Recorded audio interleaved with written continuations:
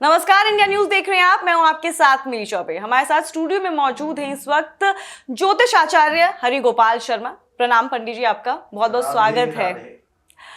पंडित जी, 29 मार्च का जो जिक्र है वो हर किसी की जुबान पर है। पहला सूर्य ग्रहण लग रहा है इस साल का, कई मायनों में खास बताया जा रहा है, कई राशियों में फेरबदल होने वाले हैं। तो हमारे दर्शकों को थोड़ी बहुत जानकारी दीजिए कि क्यों खास है 29 मार्च का इतना जो दिन है, क्यों इतना ज्यादा खास है। देखिए, बहुत अच्छा सवाल किया। 29 मार्च ज्योतिष और धर्म के नजरिए से बहुत बड़ा दिन होने वाला है। 29 मार्च चैत्र अमावस्या है। इस दिन साल का पहला सूर्य ग्रहण होगा। 29 मार्च को मीन राशि में 6 ग्रहों का मिलन होगा। सूर्य, शनि, राहु, बुध, शुक्र और चंद्रमा। इसके साथ ही 30 साल बाद सूर्य और शनि मीन राशि में मिलेंगे। इसके साथ शनि और राहु मीन राशि में पिशाच योग का निर्माण करेंगे, क्योंकि शनि कुंभ राशि को छोड़ करके 29 मार्च को मीन राशि में गोचर करेंगे, जहां पहले से राहु गोचर कर रहा है। सूर्य और राहु मिलकर के ग्रहण योग बनाएंगे, ये भी मीन राशि में बनेगा। सूर्य और बुध मिलकर के बुधादित्य योग बनाएंगे, इसको बड़ा राजयोग कारक माना जाता है। इसके साथ ही बुध और शुक्र मिलकर के लक्ष्मी नारायण योग बनाएंगे। इस तिथि को ही यानी 29 मार्च को ही शनि, जैसे कि मैंने बताया, अपनी राशि से निकलकर मीन राशि में जाएंगे। शनि अमावस्या का पर्व मनाया जाएगा, क्योंकि यदि अमावस्या तिथि शनिवार को हो तो शास्त्रों में उसको शनि अमावस्या माना जाता है।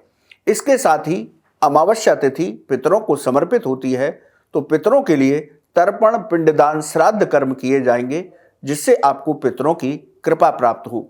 तो इस तरह से 29 मार्च बहुत बड़ा दिन है ज्योतिष और धर्म के नजरिए से। पंडित जी, मैं पूछना चाहूंगी कि सूर्य ग्रहण का क्या प्रभाव पड़ेगा धार्मिक नजरिए से अगर देखा जाए तो। देखिए, मार्च का महीना ग्रहण के लेकर के बड़ा खास रहा। यानी कि 14 मार्च को चंद्र ग्रहण हुआ होली के दिन, और अब 29 मार्च को सूर्य ग्रहण की घटना होने जा रही है। शास्त्रों के मुताबिक एक महीने में 2 ग्रहण हो तो इसे बड़ा अनिष्टकारी माना जाता है। हालांकि चंद्र ग्रहण का प्रभाव भारत में नहीं था। अब बात करते हैं सूर्य ग्रहण की। धार्मिक दृष्टि से सूर्य ग्रहण दोपहर 2:31 से शुरू होगा और ग्रहण का समापन 6:14 पर शाम को होगा। यह ग्रहण मीन राशि और उत्तरा भाद्रपद नक्षत्र पर लगेगा। धार्मिक नजरिए से इस सूर्य ग्रहण का कोई भी प्रभाव नहीं होगा, जिसकी वजह से कोई भी सूतक मान्य नहीं होगा, कोई भी सूतक नहीं लगेगा। तो आप अपने जो पूजा पाठ, दान या कोई भी नूतन कार्य शुरू करना चाहते हैं, तो इस ग्रहण का कोई प्रभाव भारत में नहीं है। तो आप उन सभी धार्मिक कार्यों को बड़े आनंद के साथ, बिना किसी विघ्न के साथ, बिना किसी ग्रहण का विचार किए हुए कर सकते हैं। सूर्य ग्रहण का राशियों पर क्या प्रभाव रहने वाला है? देखिए, धार्मिक दृष्टि से जो सूर्य ग्रहण 29 मार्च को होगा उसका कोई प्रभाव नहीं होगा, उसका कोई सूतक नहीं लगेगा। लेकिन ज्योतिष शास्त्र में हर ग्रहण को माना जाता है। यह ग्रहण मीन राशि और उत्तरा भाद्रपद नक्षत्र पर लग रहा है। तो यदि हम जिन राशियों के लिए शुभ होने वाला है वो राशियां हैं वृषभ, कन्या, तुला और कुंभ। वहीं जिन राशियों को इसका अशुभ प्रभाव मिल सकता है वो राशियां हैं मेष, कर्क, सिंह, वृश्चिक, धनु और मीन। इसके साथ मिथुन और मकर राशि के जातकों के लिए यह सूर्य ग्रहण सामान्य फलदायी होगा।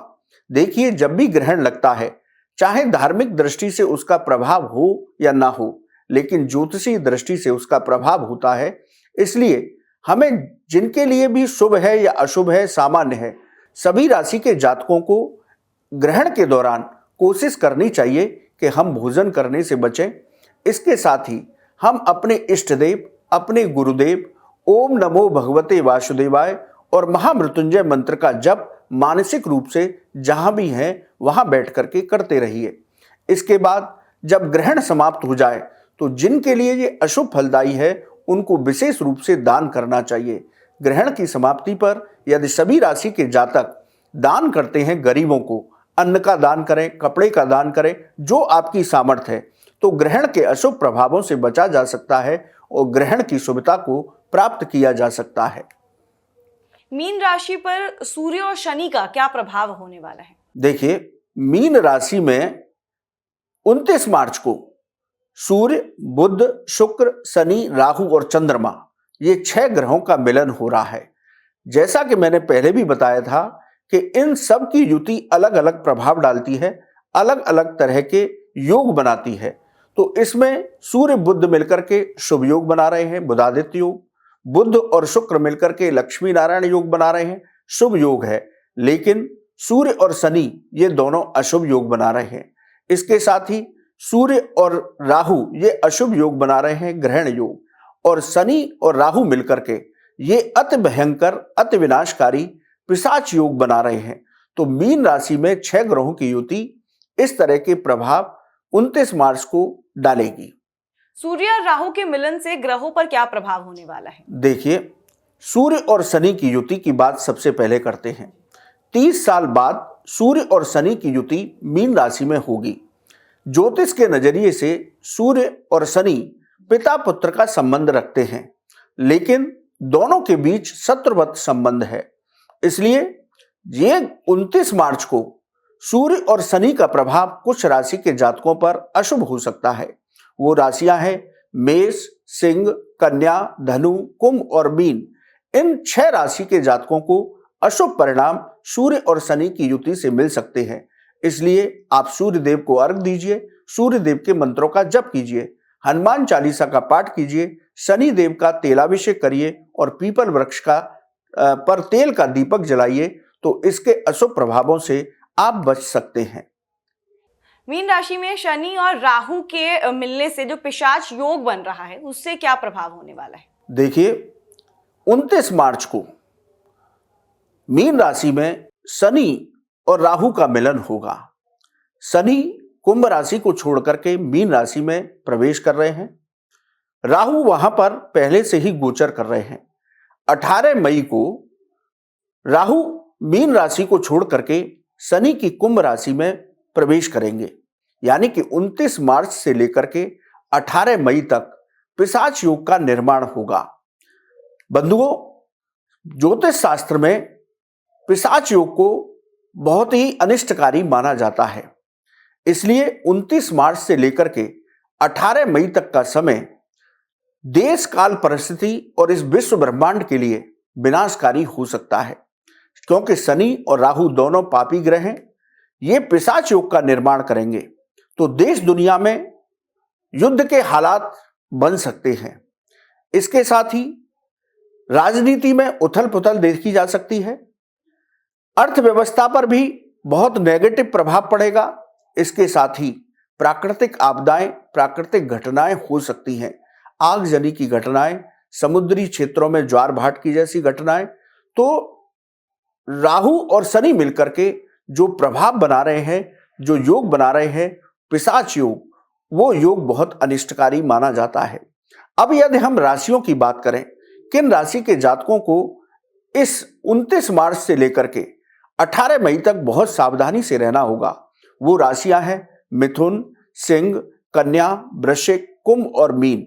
ये 6 राशि के जातक 18 मई तक, 29 मार्च से लेकर 18 मई तक वाहन बहुत सावधानी से चलाएं, किसी से भी विवाद न करें। कोर्ट कचहरी का विवाद आपके सामने आ सकता है। पैसे का लेन देन बहुत सोच समझ करके करें, वरना धन हानि हो सकती है। परिवार में भी क्लेश से बचें। नौकरी और व्यापार में बहुत सोच समझ करके आगे बढ़ें। कोई भी निर्णय जल्दबाजी में न करें, यानी कि बहुत सावधानी से आगे बढ़ेंगे। उपाय क्या करेंगे?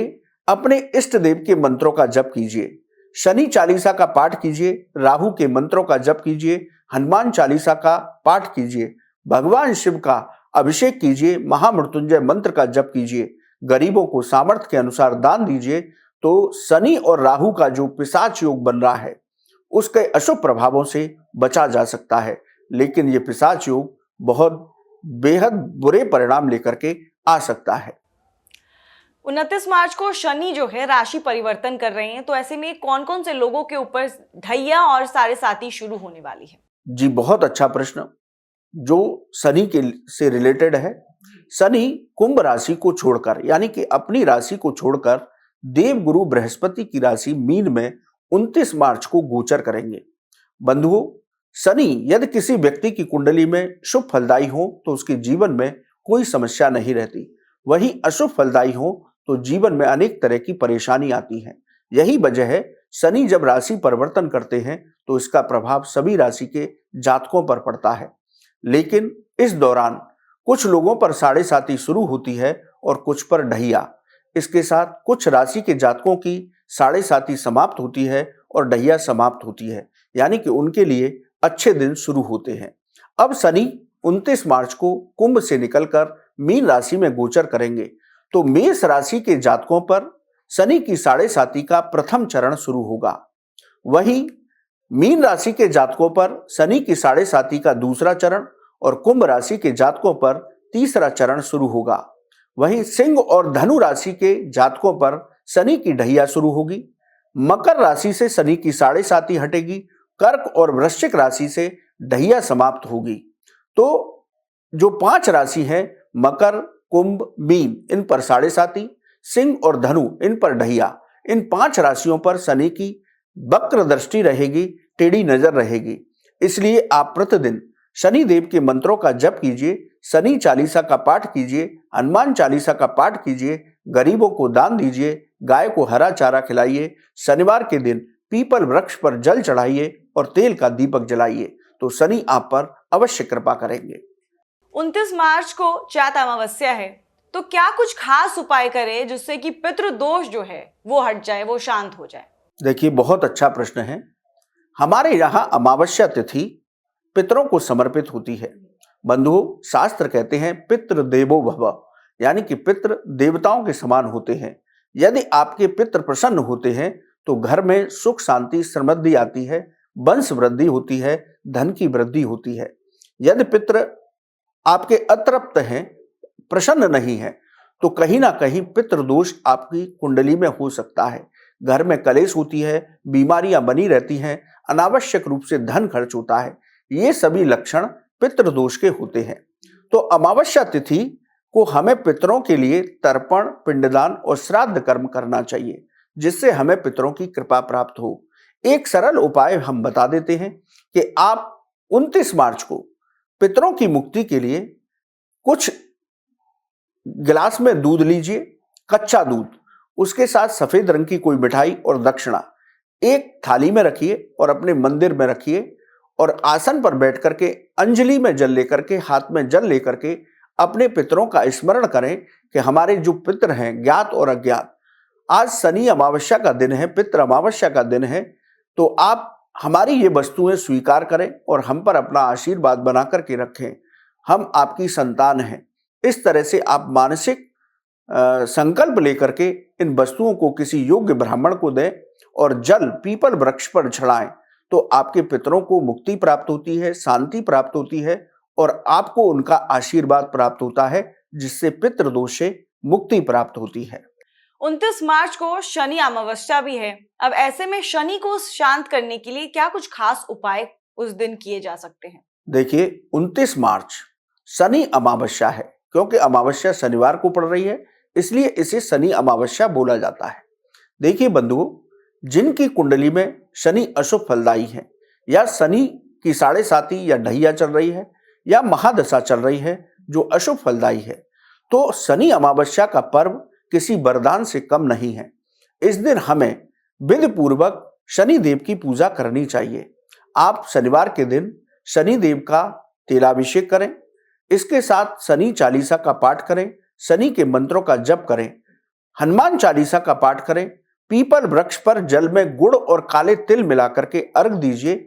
इसके साथ ही पीपल वृक्ष के सानिध्य में ही बैठ करके चाहे सुबह या शाम को एक तेल का दीपक जलाएं, उसमें कुछ काले तिल डालें और वहीं बैठ करके शनि देव के मंत्रों का जप कीजिए और पीपल वृक्ष का स्पर्श करते हुए पीपल वृक्ष की परिक्रमा कीजिए। तो जिनके ऊपर शनि की साढ़े साती या ढैया है या उनकी कुंडली में अशुभ फलदायी शनि है, तो शनि अमावस्या पर आप ये प्रयोग करते हैं, इसके साथ गरीबों को दान देते हैं, तो शनि आप पर प्रसन्न होते हैं और शनि देव की कृपा से जीवन में सफलता और उन्नति प्राप्त होती है। गुरुजी, एक आखिरी सवाल मेरा ये है कि 29 मार्च का जो दिन है, ये कहा जा रहा है कि देश और दुनिया के लिए 29 मार्च के दिन के बाद से जो समय है काफी मुश्किल होने वाला है, तो क्या कुछ खतरा मंडरा रहा है 29 मार्च के बाद देश और दुनिया के ऊपर?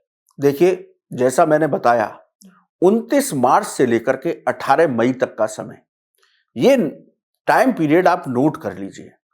इस टाइम पीरियड में जो शनि और राहु का पिशाच योग बन रहा है, ये सबसे ज्यादा भयंकर और विनाशकारी माना जा रहा है। ज्योतिष शास्त्र में इसको माना भी जाता है। इस तरह का पिशाच योग बन रहा है तो देश दुनिया में बहुत विकृति दिखाई पड़ेगी। जहां युद्ध है वहां युद्ध के हालात बिगड़ेंगे। जिन देशों में जिस तरह का तख्ता पलट चल रहा है या उपद्रवी घटनाएं हो रही हैं, आतंकवाद की घटनाएं हो रही हैं, इन सभी घटनाओं को बल मिलेगा। इसके साथ ही यदि हम प्राकृतिक आपदाओं की बात करें तो प्राकृतिक आपदाएं भी बढ़ सकती हैं, बड़े एक्सीडेंट हो सकते हैं, कोई बड़ी अग्नि की घटना हो सकती है, समुद्र के इलाकों में कोई भी तरह का ज्वार भाटा भी आ सकता है, यानी प्राकृतिक आपदाएं भी देखने को मिलेंगी। जन धन हानि हो सकती है। इसके साथ ही देश की अर्थव्यवस्था पर भी इसका असर देखने को मिलेगा। तो ये 29 मार्च से लेकर के 18 मई तक का समय बहुत अशुभ फलदायी हो सकता है। तो इसमें बहुत सावधानी से सभी लोगों को रहना चाहिए। भगवत भक्ति करेंगे तो इसके अशुभ प्रभावों से बच जाएंगे। बहुत बहुत शुक्रिया गुरुजी आपका, आपने बहुत सारी जानकारी दी है सूर्य ग्रहण जो 29 मार्च को लगने वाला है उसको लेकर के। तो दर्शकों, जो भी उपाय गुरुजी ने बताए हैं, यदि आप उसको करते हैं तो आपके ऊपर भी जो ग्रह नक्षत्र बिगड़ने की आशंका है वो भी ठीक हो जाएंगे। और भी कई सवाल होंगे आपके तो आप हमारे कमेंट बॉक्स में कर सकते हैं। हम उन सवालों के साथ एक बार फिर से गुरु जी के साथ जुड़ेंगे और आपके सवालों का जवाब जरूर देंगे।